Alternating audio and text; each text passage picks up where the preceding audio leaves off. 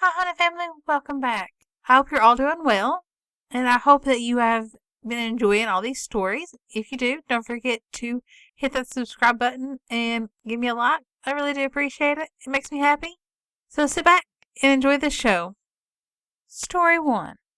The House of Evil. For years, while growing up, I never liked to go to my grandparents' house. Though I loved my grandparents dearly, we were really close.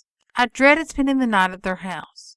Rarely did I spend more than one night over without going home. There was just something eerie about that house. A couple of years ago, at our Christmas gathering, I discovered that the house had an undesirable history. It was Christmas, and my paranormal experiences were confirmed by several family members. We were talking in the living room when my mother came in and asked, "Whose baby is in the dining room?" Since nobody at the party had a baby, several women went in to check. The baby crawled to the center of the room and then faded away in front of my aunts. They came back in a little shook up and told me and my brothers what happened. We got to talking about all of our experiences in that house. Come to find out, there had been an infant who had died in the house many, many years ago. My grandparents lived in a big 4-story house built around the turn of the century. It has a large cement porch in front of it. All my life, when I entered the basement and went to the cellar, which is directly under the porch, I would get a sharp mental image of a man in blue with a bleeding forehead. It was just an image, and I avoided that part of the basement. Many years later, while talking to my aunts and my mom, who grew up in this house, I found out that one of the first owners of the house was involved in the mafia. He disappeared one day, and shortly after, that porch was built. I've spent quite a bit of time trying to talk my grandparents into letting me dig under that porch after having found that out. More frightening experience I've had was in my uncle's old room. When I was 17, my grandparents let me alone in the house for a few hours while they were gone. I decided that now was the time to confront my fears and explore this big old house. I went upstairs to the attic, the stairwell for which was through my uncle's room. I hated to go into my uncle's room, even with my grandfather in the daytime. As I stood in the stairwell, I got another sharp mental image of a teenager hanging himself in that very spot.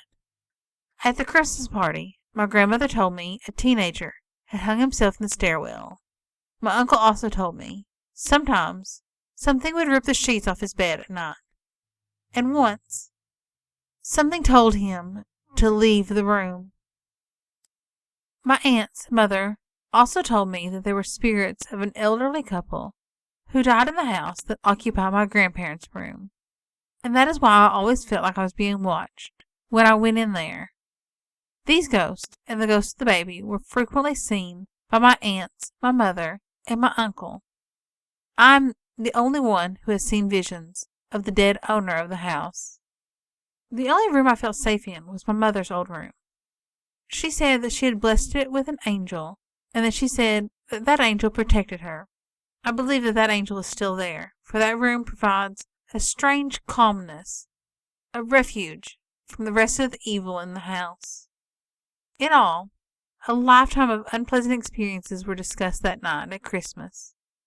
It felt good to finally tell someone these stories that I had held in for so long, and I think that the others felt the same way. But on the other hand, I'm kind of shocked at the bad history associated with this house. Story 2. Where the Dead Walk. It all began in 1992 when I moved into a house in the southern tip of Ohio. It was an old house, well over 100 years old. At first things were normal. I was getting used to the creaks and moans of an older home. You know, those sounds that older houses make, especially after the sun sets. About 2 weeks after moving in, I had my first encounter.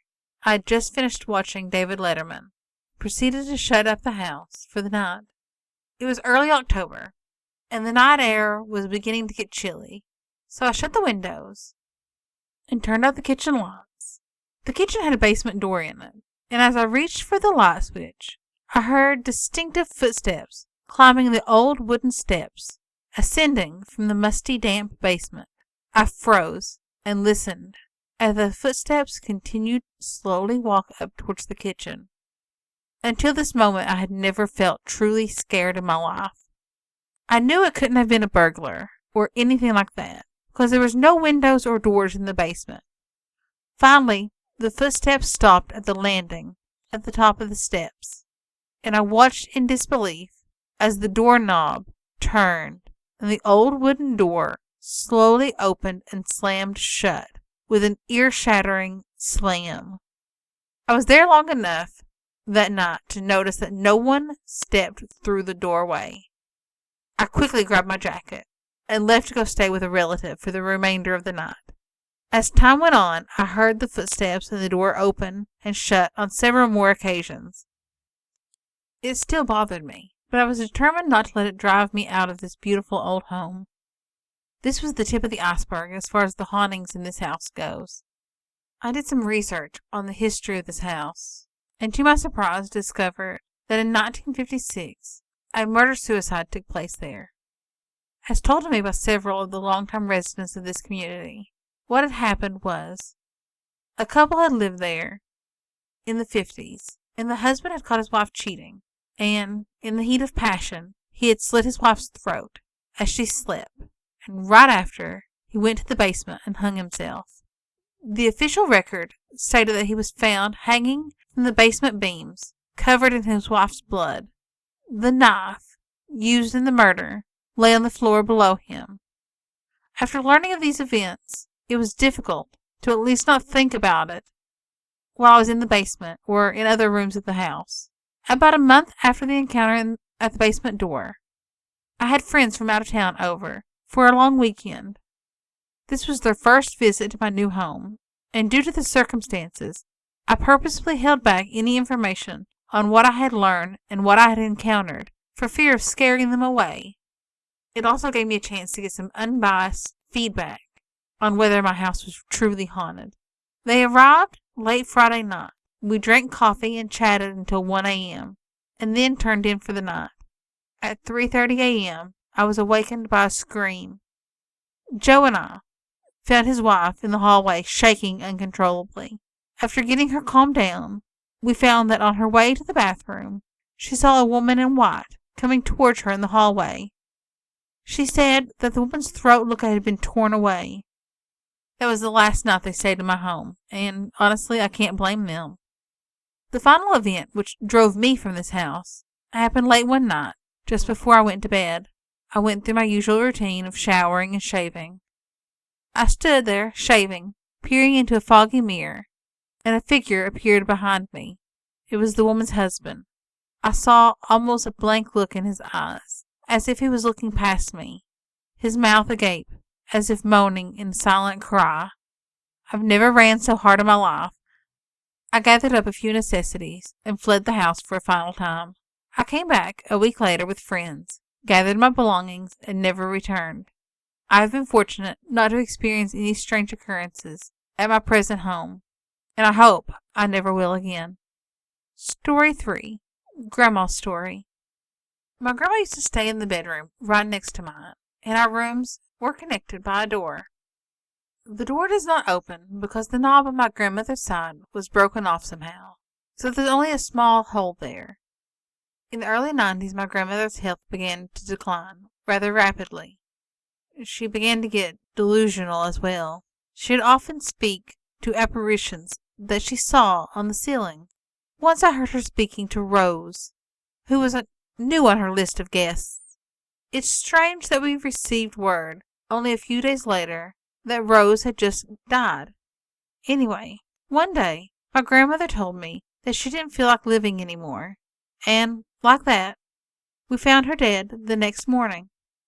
Months passed. The bedroom next to mine, previously my grandmother's, was now used as a storage space of sorts. No one ever went in there.